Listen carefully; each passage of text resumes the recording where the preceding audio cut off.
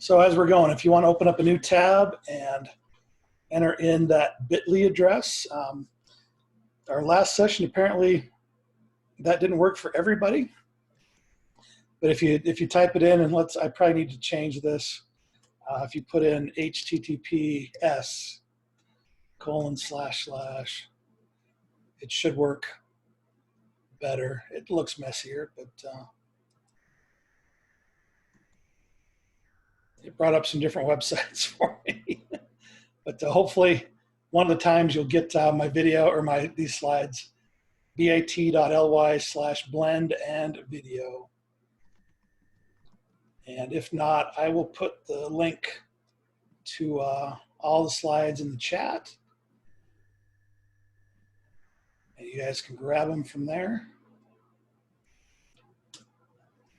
So you've got all the links and everything as we go. Last session, I did present it through Nearpod. I think I'm going to skip that this time because it took us about 10 minutes to get everybody in and on the Nearpod. And so I think, let's see. Sorry. Trying to get all my ducks in a row here and let it get everybody in through the waiting room. Once you open that slideshow, up at the top, you should see an icon out to the right of the title. That is kind of like a triangle with a plus on it. And that'll say Add to Drive, and that will allow you to just save these slides to your drive. And if I make any changes or updates to it, you will have the updated version. So a little bit better than making a copy. If you make a copy, then it's frozen at this current version right here. So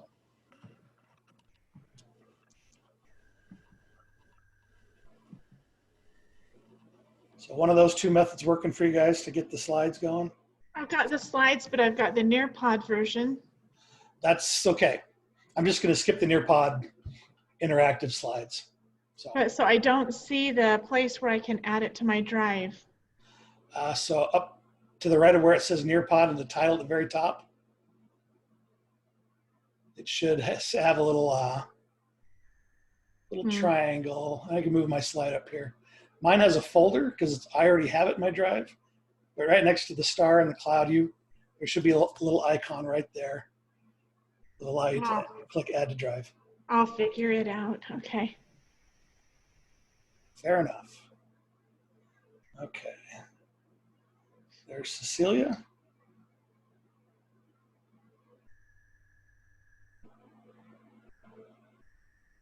Cecilia joined the last version late. So she's kind of like going to be the person in the movie theater who walked in late to a movie and then after the movie kind of snuck over to the other room to catch the first part of it. But we're glad to have her here. Okay, so should we get started? So this is Blended Learning Strategies, Instructional Video, and Tools for Student Engagement. It is way too much stuff to try to cover in an hour. So let's do our best. But please, please, please, feel free to unmute your mic, ask me a question, tell me to slow down, say it again. Clint, we're not seeing what you're talking about, kind of stuff. We're all doing our best to make these online sessions as beneficial as we can. And if you have questions that I'm not talking about, please ask them. I want to answer your questions, not just talk about the stuff I want to talk about. So, fair enough? So open your mics and just tell me when you hear the term, what is blended instruction? What comes to mind? What are your thoughts? What ideas? Normally I would have had you type it in a Nearpod, but I'll just ask. A mix of online and in person. Yeah, perfect. What else? That about covers it. Well, there's a little bit more than that, but it's taking some of your instruction that you would normally do online and making at least a portion of it digital. And students can interact with that in school or at home or on the bus or wherever they can. It's just making that learning available to them in an alternate means, so in a blended environment. Hopefully you didn't all just say, students watching videos or Khan Academy or YouTube replacing teachers. We don't. That's not our goal, and that'll never happen. Those tools can certainly enhance online instruction, but they'll never take the place of it. Videos are a large component of flipped and blended pedagogy, but internet video alone should not be the exclusive instructional method. And this, why do we blend? That might be a moot question at this point. But again, some hallmarks, some good, things. If you're doing blended learning well, this is what it'll look like. At least a portion of learning is delivered with digital or online media, or tools, or platforms, or things like that. It provides a learning experience that is appealing and hopefully engaging, and delivers successful learning outcomes. But this is my favorite part of it. Some of the learning is student directed in terms of time, pace, path, and place. So time and place, we kind of all experienced that with when we had the soft closures and students were at home. I think a lot of places that tried to recreate the school day online, like, okay, we're going to meet at 7:57 for our math class, and we're going to meet for 50 minutes, and I'm going to teach for 20 minutes, and you guys are going to whatever. It's hard to recreate that digitally and with these kind of tools, because some students have access to the tools at different times of the day. Sometimes there's issues, sometimes they just can't meet at the same time. So if you can take some of those learning items, the instruction, the practice, the skill drills, stuff like that, and if you let students do that when it makes sense for them, where it makes sense for them, or wherever they have access to those tools, if you can give them some kind of control over their learning, it helps. But what about path and play and pace? Pace might even be kind of self-explanatory.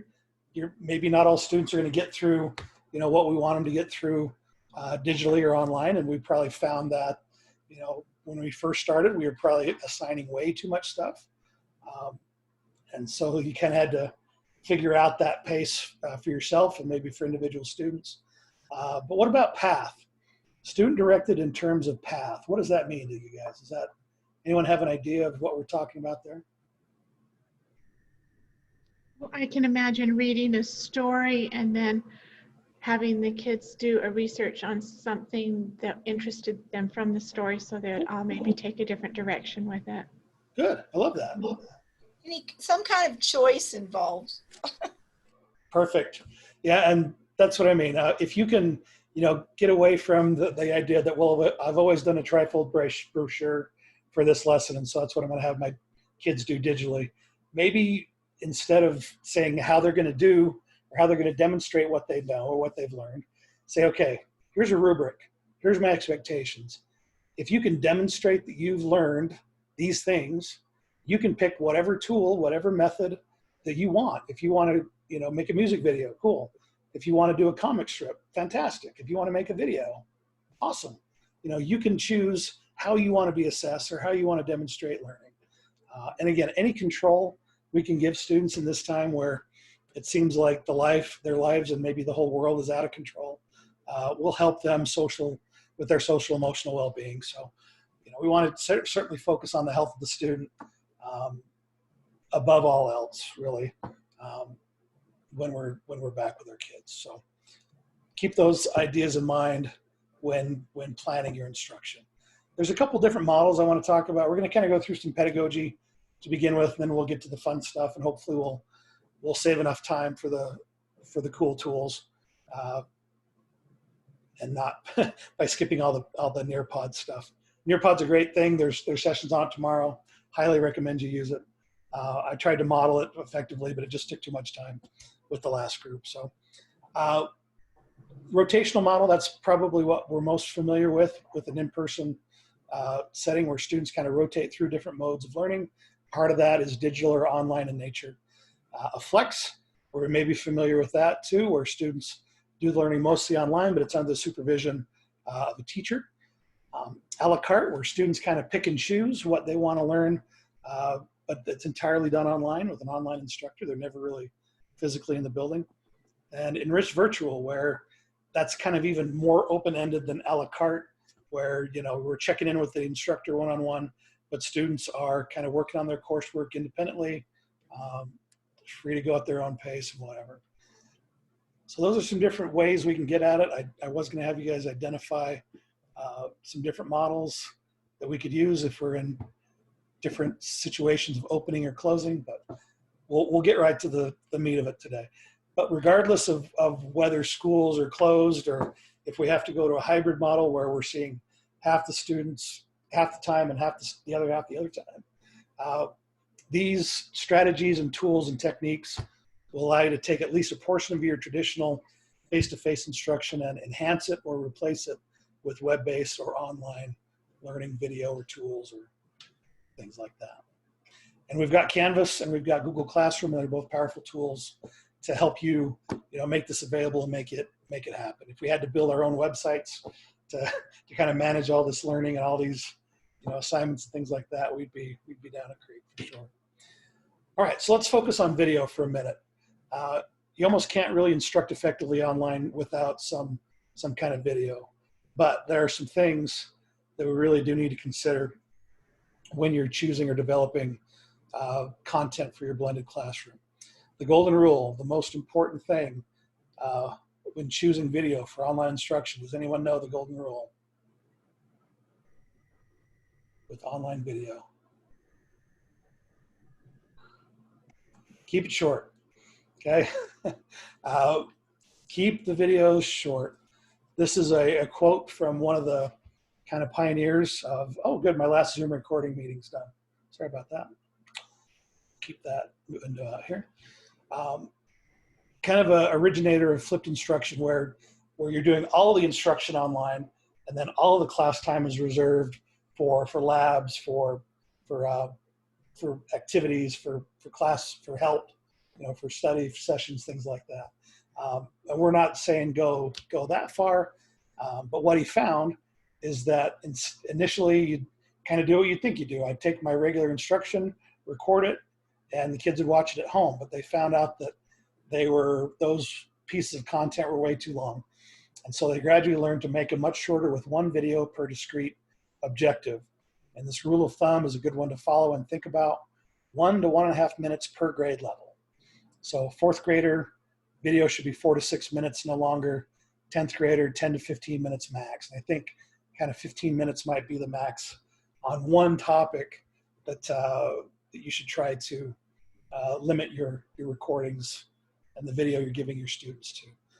Because I've had this discussion with a teacher. He said, well, I've tried flipped instruction. I recorded my lecture, my normal 45-minute lecture, but the kids just don't watch it at home for some reason. I don't know why. Why aren't they doing that? It's because does anyone want to raise their hands if they're ready to sit through a 45-minute lecture like you're doing right now, in fact? So I maybe should be modeling. That's why I try to do the Nearpod stuff to keep it a little engaging and kind of break it up. But I'm just going to power right through this stuff for you. But please ask questions. You guys are older, so you can handle that longer attention span, right? You can focus in with me all day long. But maybe the best approach and the best kind of thing to keep in mind when you're designing online learning is this: the KISS method, right? KISS model. Keep it simple, stupid. Keep it short and sweet, whatever you want to think about that as. And keep it simple by focusing on the content. What do I need to teach these guys? What is what do I need to get across to these kids? And then, from your tool belt, your technology tool belt, pick the best tech tool to engage your students for whatever you're trying to teach them or whatever you want them to do. And so while you're doing that, there's a little model, little framework that we'd like you to keep in mind. It's one of the first things we share with teachers when they start off in our Educational Technology Endorsement Program, is a SAMR model. And it's just a way to look at, moving from traditional, pen and paper instruction to using digital tools. How are you using the tools? Is it a direct substitution? I just, instead of pen and paper, we're using an online word processor, like Google Docs or something like that. So there's really no enhancement or functional change. But if I can change it up a little bit and augment it so that I can enhance that lesson a little bit and maybe say, well, we can, once they're writing online, we can have them use an online grammar checker, or we can have them do peer reviews with their classmates by sharing that document. Some ways to kind of make it more engaging and interactive, and take advantage of the technology tools that we have available to us. And on the flip side of that, I'm not telling you that we want to strive for a redefining task every single time, you know, we're using technology with our kids. You know, and this, I've got a slide, this next one that'll kind of give you some more concrete examples of what this looks like. But, you know, redefinition of that, maybe simple writing a paper would be, I'm going to write create a website with video of interviews that I've you know, done in the first person with people involved or with, you know, authorities or things like that. And that website is open for, you know, for comments and interaction and things like that. I mean, that's something that you could not do without technology, where, you know, in the past it was just a simple paper that maybe the teacher saw and then maybe got hung up on the fridge if you're lucky. But something with an authentic audience and, you know, something outside of the classroom. So what do those look like in practice? I have to thank EdTech Peck for putting this little diagram together of, and this is kind of taking up the whole thing. Let me switch over. Let's see. I forgot about this eventuality. Let me stop my sharing for 1 second. Let me grab another version of this that isn't. Let's see.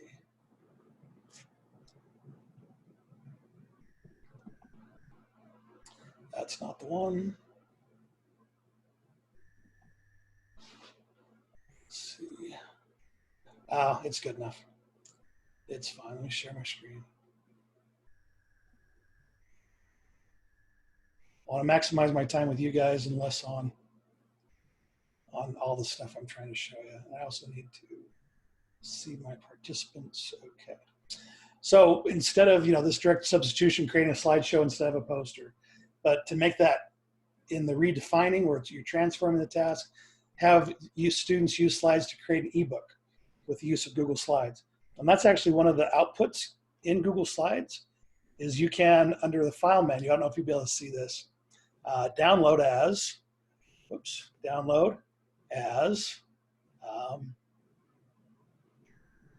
oh, it's only in docs. I apologize. You can actually download as an ebook format from a Google document. But you can certainly use a Google Slides as an ebook. Drawings, okay, make a digital illustration. We forget about Google Drawings. Students can use that to create a comic strip, mind maps, or other illustrations. That's something they couldn't do before. So just a way to take what we're doing in the substitution, and we all have to start somewhere. We all have to, you know, get in that frame of mind of how am I using technology, you know, coming from a traditional, you know, you were taught traditionally, and so it's sometimes it's hard to implement some of these things. But how can I make it so that it's enhancing or transforming the experience for kids? So some examples there. And the good news is that there are great tools out there that we're going to start talking about right now to make these easier for you and for the teacher and for the student. And to prove that, this right here is a word cloud that I presented this to Kane County a couple times, and the participants in those sessions actually created that graphic for me that I stole. So some fun things out there. Any questions or comments on the pedagogy, the approach, before we move on to the tools? Okay. Hearing none and seeing no hands go up. Let's take a look. So probably you guys have had some experience with these tools, Google Meet and Zoom, so you can do your classrooms live via distance or bring students in who are homesick into your regular instruction. Both are excellent tools. Google Meet is simple, streamlined, it's integrated right into Google Classroom. Just know that the recording feature for Google Meet is probably going away next month if you've been using that as a way to record just yourself or, excuse me, talking too much. Or hey, Clint. Yeah, please. This is Dan. Hi, Dan. You know, I wonder if you could give me some ideas as far as how this would tie into a shop class. You know, that's a bit different than what, you know, Yeah, those CTE some of the other classes classes. I'm kind of wondering how to glean from this. yeah. I can't answer that question. Okay. My, you know, UEN is looking for, we had this discussion, I'm on the UEN advisory committee. Social distancing. Yeah, Social distancing. Get 6 feet apart and let them have their stuff. I That's right. gotcha. I No, just don't dare send them home with any tools, and I don't yeah, dare the liability ask them to use is any tough. tools at home. Yeah. So I kind of think, Um, what do we do? But, you know, UEN is looking at talking to teachers and trying to figure out, you know, sharing best practices and seeing what's going on out there. If you have ideas, let me know and I'll pass them along. And, you know, I'm going to show some UEN resources later on, but that's some solutions, you know, the CTE shop courses and things like that we're all trying to figure out how to do. Yeah, I see. So I was a science teacher, so that's my wheelhouse. Yeah, it seemed like it down in Escalante, right? Oh yeah. Yep. Yep. I was there for 10 years. I was there for 2 or for 3. Yep. Yeah, it's good to see you. Okay. MW Williams, LMS is learning management system. Answer that in the chat. Good question. Most to your LMS. Yeah. So when I say LMS, I'm either mean Google Classroom or Canvas. I'm sure that's what most of you guys are using. So Zoom is a great option. I did not update these slides from Kane County, but just know that the free version does allow you to have 40 participants and up to 40 minutes for recording. But just know that there may be answers coming from UEN soon. Okay. UEN the legislature through UEN has made a lot of CARES funding available and a lot for educational technology. Zoom is on the list, and Google Meet was too. I don't know how they're going to handle that, but there will be an option available to you from UEN as far as video conferencing and recording sessions and things like that go. I wish I could tell you today that it's a done deal. No news is good news as far as that goes for me, for us. So just know that there'll be something out there for you to use. In addition, if you're meeting with your students, use this tool for live interactions with an expert, no matter where they are. Chris has a great website here and has some great, Chris Hott in our office, some great information on virtual field trips. Take your kids to Hogle Zoo virtually, bring in an author and talk about the writing process. There's lots of good options out there for you and for your kids. Bring in a shop expert, right? You can live stream and show your students how to properly use a table saw. So that being said, there's some great features on Zoom, but if students are using Chromebooks, the breakout rooms don't work with the Chromebook. The whiteboards don't work with a Chromebook. There's a couple other things. The virtual backgrounds don't work on a Chromebook, which is probably okay. But the other ones might be a little bit tougher. But Jamboard is available to you. It's a G Suite tool, just like your Google Drive and your slides and stuff like that. But it is a live interactive whiteboard. You can open it up to students to edit or just to view. You can turn that on or off as well. But it's a way for students to, or for you to maybe, math teachers use you need a whiteboarding tool for sure. And so they could put up shapes and drawings and things like that and then allow students to connect and interact and maybe take control of the board every once in a while. I do have, why can't I get in there? Screen sharing is paused. See, I'm still trying to figure out how to use Zoom too. But I do have if you open up that bit.ly/Millard 2020 Jam, you will see, let me adjust my window here so you can see this Jamboard. Hopefully you're seeing all that. And so this is a live interactive whiteboard. You can join in if you want. The link is there on the slides. And what a Jamboard is, it's a real-time interactive whiteboard that students can participate with from their device, and you don't need a giant expensive whiteboard. Google sells one for $5,000. You don't need it. There are apps for that students can use, so they can use their smartphone, iPads, things like that. And the iPads and the things with a good touchscreen have different tools that's easier to draw with, and so you can get into some more fun things with that.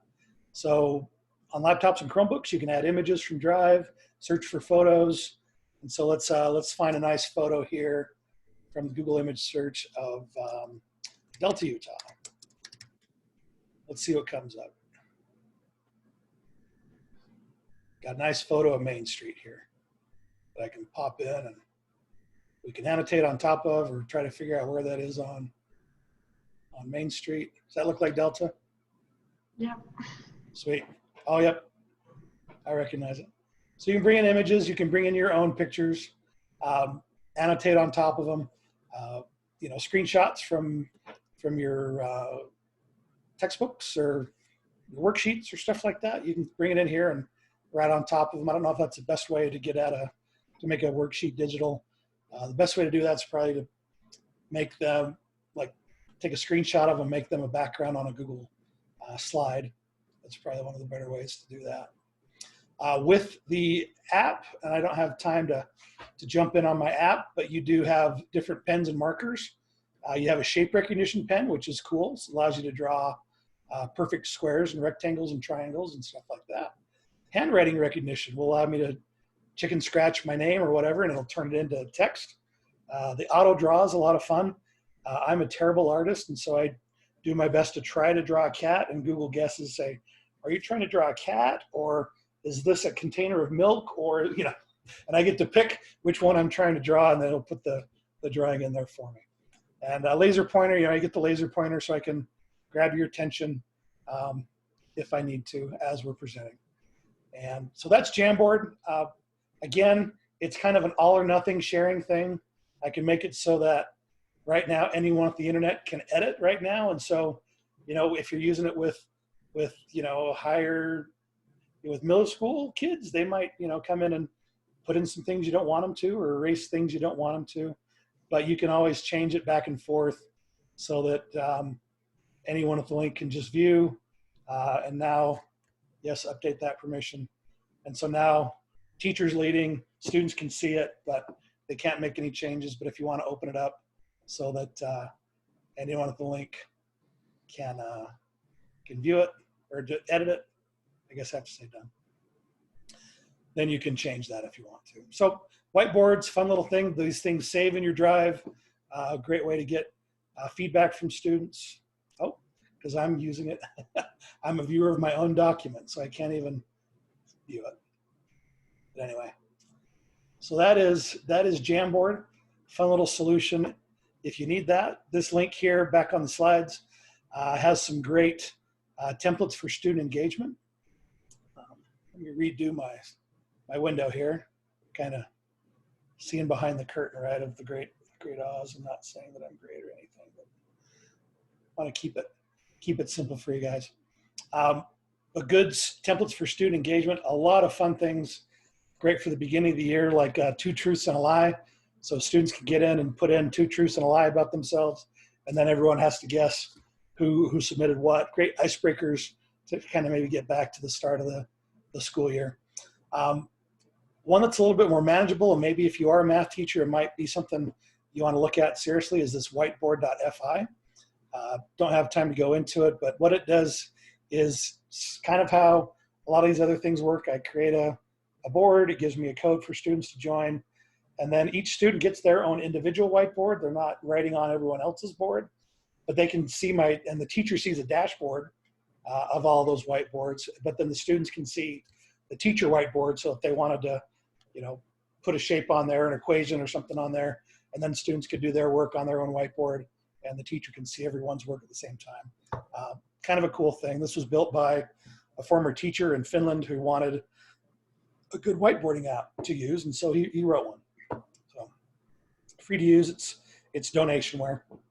If you like it, use it. Send him $5 so he can buy a cup of coffee or something like that. Okay. Recording video for Classroom and for Canvas. And right, I know most teachers aren't in this situation. They don't want to turn that camera on themselves. They don't want to be a YouTube star. But your kids want to see you. The best instruction is not from Khan Academy, is not, that you found on a crash course or something like that. It's you teaching to your students. It's you talking to your students.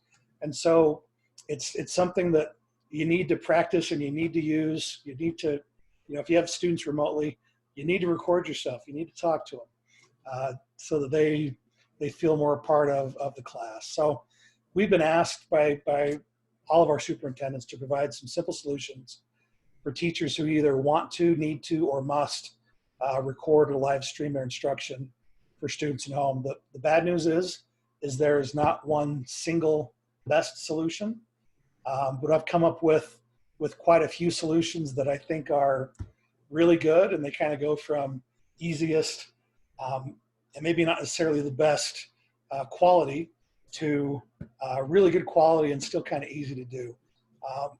And so what I did is I created a Canvas course for it. It is really focused on Canvas right now. I will be adding some more Google Classroom stuff to begin with. I will post this link in the chat for you if you want to take a look at it. I will bring it up here on my screen so you can see what we have here. So it's just one big module. So I've got an introduction slide where you can see the superstar. The course link is there. You've got it in the chat. I'll make sure you guys have it before we're done. There is a slideshow that I put together that walks through. Oh, I'm not signed into Canvas. All right, that's awesome. But we can still look at these things. So it goes through, and there's a page on each one. Let's look at the modules. So there's a page for each solution. The simplest one is a Canvas video recorder. Wherever you've got that rich content editor, you can turn that on and record yourself, and that video is right into Canvas. This is probably the worst quality. If you're dependent on students seeing like a whiteboard behind you with some detail, probably not going to work best for you. Loom Pro will say that that's really Screencastify, and I probably ought to put one in for Screencastify since Millard's paying for that for you guys, and I'll cover Screencastify here in a bit. But what that does, it allows me to record my screen and my webcam at the same time so that the screen's perfect. The presentation is perfect on the screen. You can record straight to YouTube channel. I think Cecilia does that. She can ask her questions on how to record YouTube. Use Zoom meeting to record yourself. Prezi video, I've got an example there. I'll show you here in a second. And this is from a Chromebook, recording from a Chromebook because that's kind of the least expensive device that has a camera and microphone built into it. And so that might be the first tool you reach for to do this. The Chromebook has a camera app. And so this page, why does it do that? That's interesting. This page it shows you my screen of how I recorded video with the Chromebook camera app, and then this is what it looks like. You can see the screen behind me. This diagram is super blown out. It's hard to read the text. So Chromebook camera is not the best camera. And so that's why I kind of came up with a few other solutions. If you have a decent smartphone, the camera on that is going to be miles better than what you have on your Chromebook. And there are great apps. The Canvas app will allow you to record straight into Canvas from your phone. The YouTube app will allow you to record straight to YouTube from your phone. How am I recording the Zoom meeting? I'm recording it with Zoom. So that's what you guys will be seeing. Good question. Google Drive. There's a Google Drive app that you can use that you can record video straight to Drive. And the video is great. The video quality actually from Drive is probably the best. I'll just go to quickly, and it's telling me I can't see this because I'm not signed in to Canvas, even though I really should be signed into Canvas. Let me sign in real quick. Reload.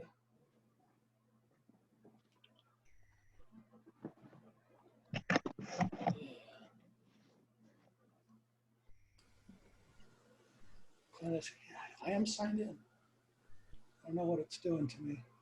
Can you record on Google Drive with your Chromebook? No.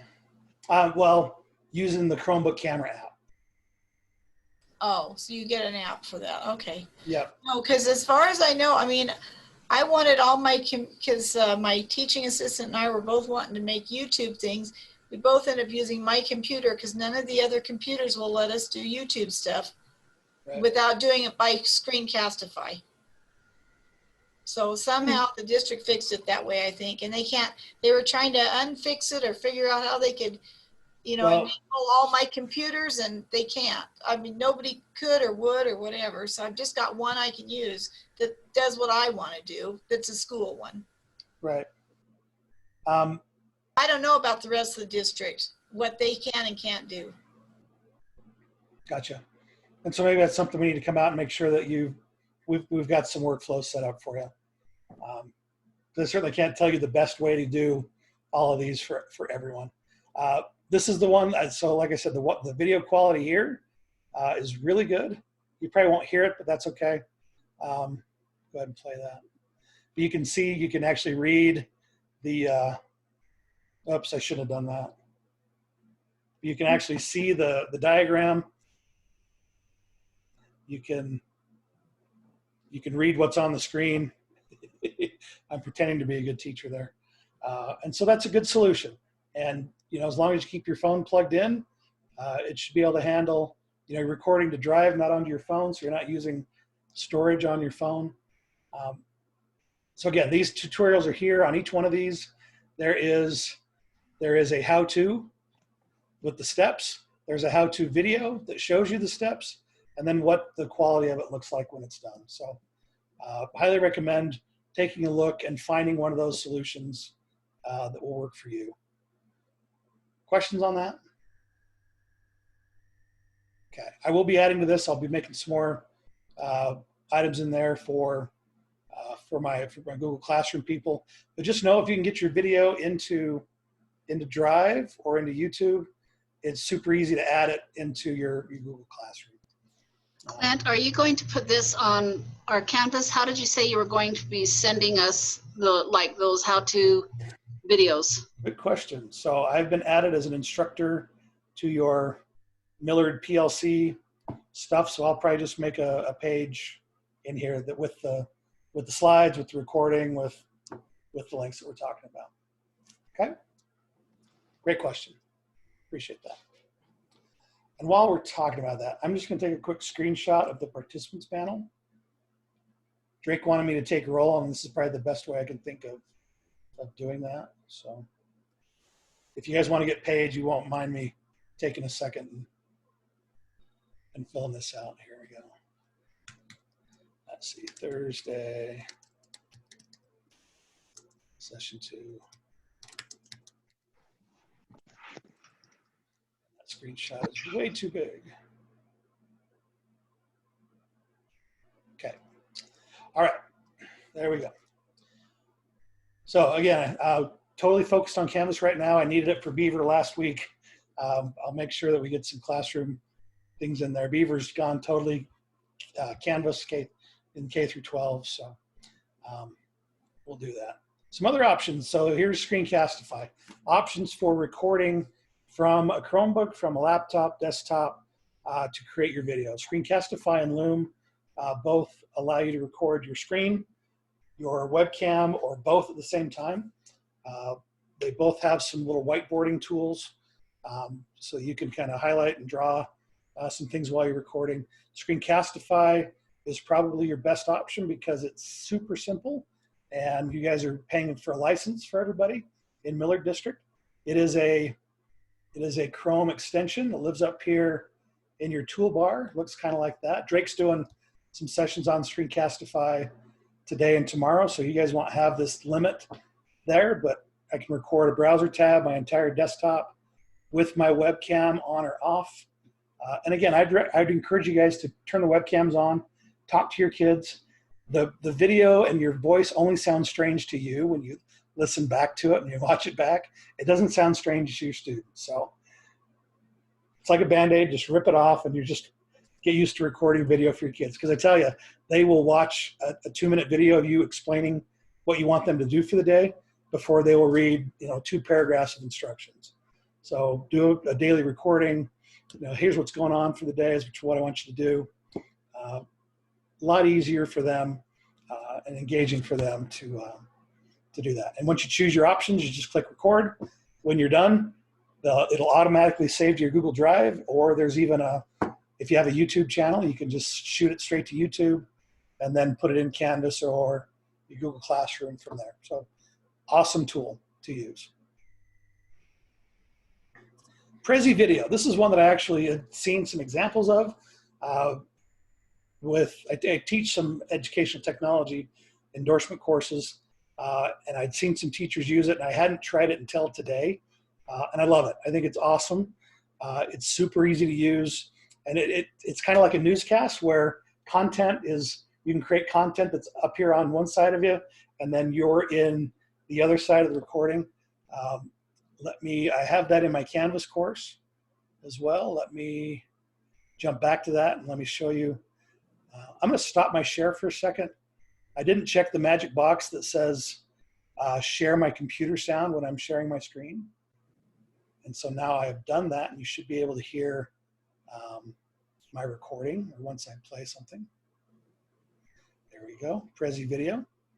There's a link there to get started with an educational plan for free. They do have a paid plan that's like $3 a month, where you can upload your PowerPoint slides, so you can have your PowerPoints on one side and then you on the other side. But let me just show you this quick example of Prezi Video. Excuse me. Hey, welcome to a quick walkthrough of Prezi Video. It's a new tool from Prezi. I've loved presenting with Prezi for a long time, but I haven't given video a try until just today. Great little alternative for PowerPoint or Google Slides, because not only do you present your ideas, but you can speak directly to your students. They're right there, but they're also right there in your camera. The interface is very simple. It took me just a few minutes to put this together. Videos are easy to create. Maybe take you a few tries to record before you're happy with the results, but it's a simple interface to master. They have their own clip art and images you can search through, or you can upload your own. And you can also record different views. If you want to just have your webcam on for a minute, you can do that. If you want to have that combination of your content yourself there, or if you want to focus on the content, you can choose that view to record as well. I think this is a great idea for a morning overview, like give your instructions for your students today. They're much more likely to watch you in a video as they would be to read through a long document of text. So to give it a try, head to Prezi.com. They have a free educator account that you can try out. If you do need those PowerPoint slides to help you along with the slide there, those plans start at $3 a month. So thank you for taking a look and giving Prezi Video a thought and a try. Kind of fun, huh? And that honestly took me about 5 minutes to put together, and it was the first time that I jumped in. There's a nice little tutorial that walks you through how to create those. You can make, for the free account, you can make as many of those type of videos as you want. And there's some additional features for the paid plan. I'm not a paid endorser. Are they paying you? No, they're not. But I've always loved Prezi. I've spent a lot of time making the Prezi presentations and really enjoyed it. And I just think this Prezi Video is a fun, easy way to make some engaging photos or videos for your kids. So give it a look. I like it. Okay, and a lot of this stuff is in the Canvas course. Just sharing videos. Google Drive is a great place to store your videos. You do have unlimited storage with your Millard email account, so you can't fill it up. But you do get the problem of making sure that you set it so that with every video, you got to make sure the sharing options are changed so that anyone at the link can view it. If you add them in Classroom, I think Classroom takes care of the sharing for your students. But if you're using Google Drive Video and Canvas, got to make sure that you've opened it up. You can embed Google Drive videos in Canvas. I've got the steps in the Canvas course are right here on how to do that. And Google Drive Video in Classroom added as a Drive file and not via YouTube. Sharing YouTube videos to Canvas is super easy if you have the link. Embedding, and again, in the Canvas course, I've got all the instructions on how to embed your videos to make them look great. YouTube's a great spot. If you don't have you can use your Millard account to create a YouTube channel. You don't have one on by default, but you log into YouTube, create a channel, it's easy. Getting it approved so you can upload videos longer than 15 minutes and break that golden rule, but I understand sometimes you just have to put longer videos up on YouTube. You just have to have an approved account for that. And it's basically finding the link on the YouTube side and replying to a text message. It's pretty easy to do. And this post will take you through all the instructions on how to do that. Canvas, if you're using Canvas, they're great mobile apps. Your students have probably figured out that they can access your courses via the student app. So take advantage of that. Again, your cameras, your cell phones have great cameras on them. So if you're a math teacher, shop teacher, students can take a picture of their project or what they've done at home and submit it to you in Canvas. And you can see those videos, those photos in the SpeedGrader. And you can use it to record yourself. And again, post your instructions via video instead of long text. Great thing to do. And we're running short on time. This is quick though. This is how students can turn in photos as homework on the Canvas app. You have to allow a file upload for submission type. Down here, you click on camera on the bottom left. First time in, you have to give it permission to use the camera. Not too long, okay. You can switch it to video if you need to, or if you use photo. Kids can take a picture of their math homework there. And then once they say submit, the assignment successfully submitted, and now teacher can see that pen and paper work, but using Canvas to collect all that stuff. So great tool. Okay, was there questions? Sorry. What I ended up doing is I just collected back I had to do a lot of stuff written in journals and I just collected it all up at the very end and let it sit 3 days and looked at it. I never learned how to get them to submit stuff. Can you even get poor little kids to submit stuff on Google Classroom? Sure, but again, it varies with age for sure. So because I guess I need There's a Google Classroom app as well. Okay. Oh, I have the app. So okay. I just need to figure out how to do that, I guess, if we have to go back to that or whatever. So yeah, cross that bridge when we get there. Just putting ideas in your head. Okay, Edpuzzle. And one of my favorite tools as far as with video and making it engaging. Edpuzzle. I'm going to cough again. Allows you to edit online video, put in your own questions, instructions, stuff like that. So let's just watch this. And again, another short video, excuse me, on Edpuzzle. Want to create amazing video lessons in minutes? Edpuzzle is your missing piece. With Edpuzzle, you can choose from the millions of videos available from YouTube, National Geographic, TED Talks, Khan Academy, and more. You can also reuse ready-to-go video lessons made by other teachers or upload your very own teaching video. Then use Edpuzzle's video editor to create your perfect lesson. Embed your own questions to check your students' understanding, cut sections to show your students only the most important parts of the video, and even record voiceover so you can explain concepts in your own words.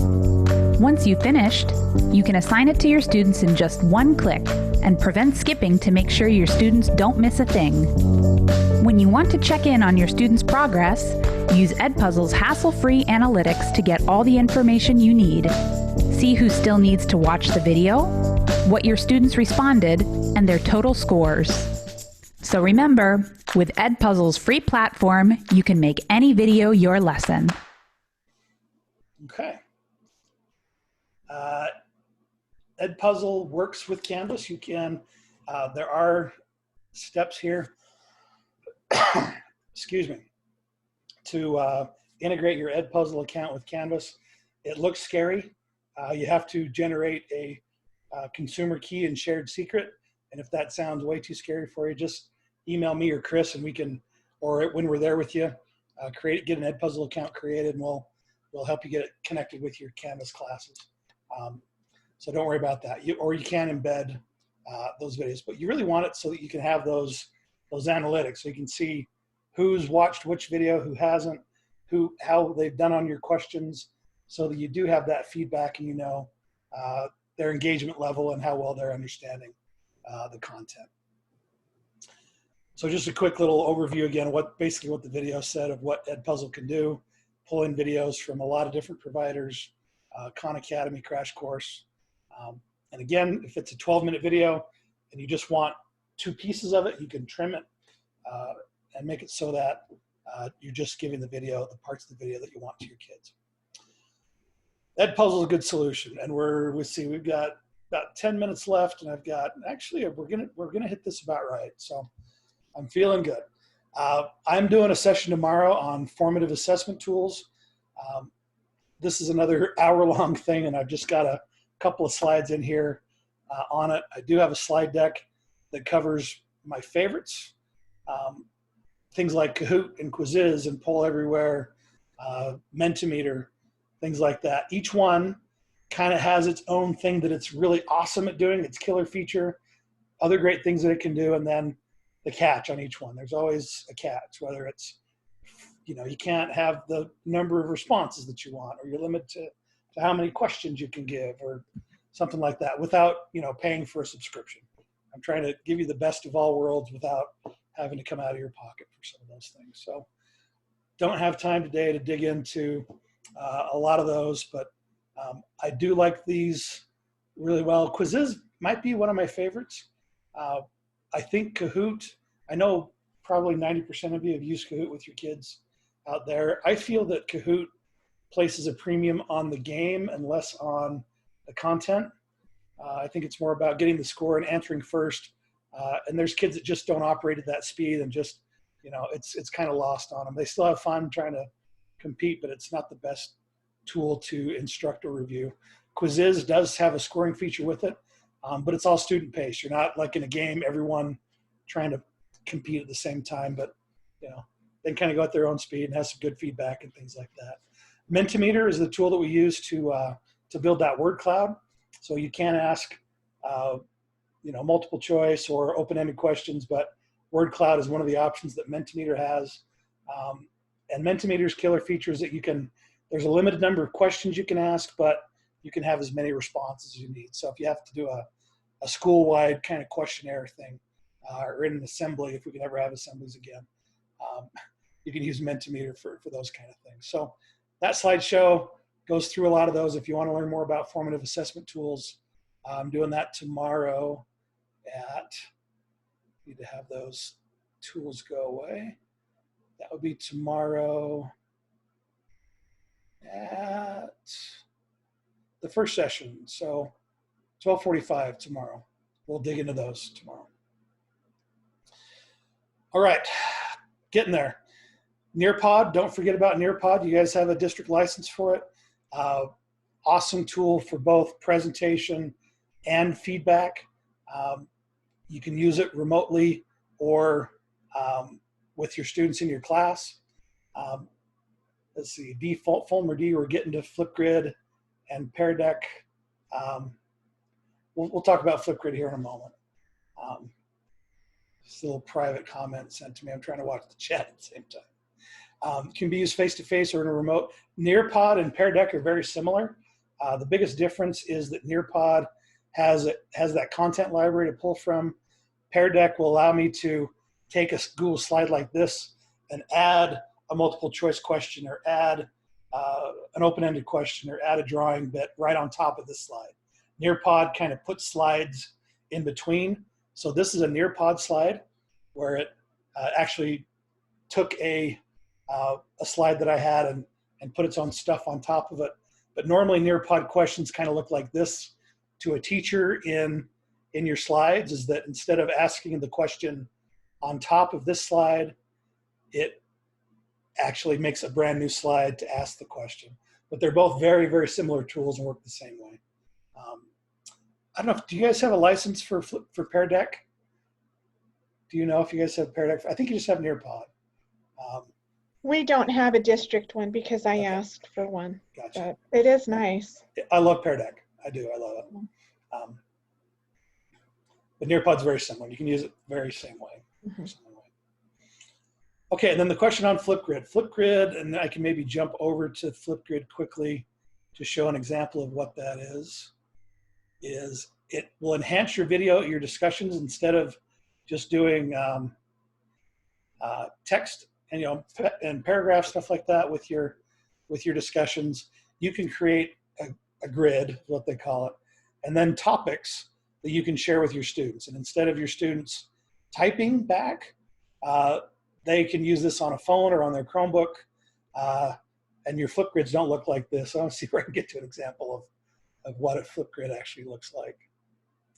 Let's see. Let me log in quickly here. I think I have this. Let's try it. I do. Check it out.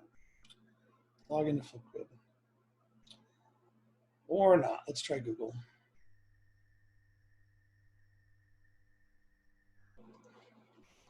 Yeah, so this one here, I believe I have some responses here. Yeah, so I make a discussion, and then my topics are the questions that I can share out with students. These can be embedded directly. It integrates really well with Canvas, so I can put kids and leave them right in Canvas, or I can share it somewhere. I haven't used it a ton, but you can link to it at least for Google Classroom. And so the responses come back like this. My response here. So here's my response to it. I like going off into infinity. There we go. Whoa. This is just a quick thing I put together. Enjoyed being here with you guys today. Let me know if we can help. Then it goes to the next one once that's done. My response here. Using EduPuzzle.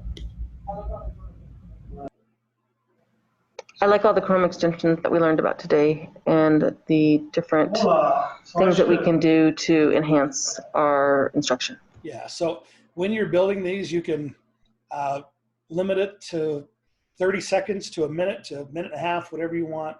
Oh, here we go, share. That's the what I'm looking for. So embed code, you can link to it. But at best, if there's embed code anywhere, do that and use that in Canvas. You can send it straight to Classroom. And again, you put out a topic and ask a question on blended learning. And so my question was, what's the best new tool you learned today about for you? And so I could send this to you guys if I wanted to.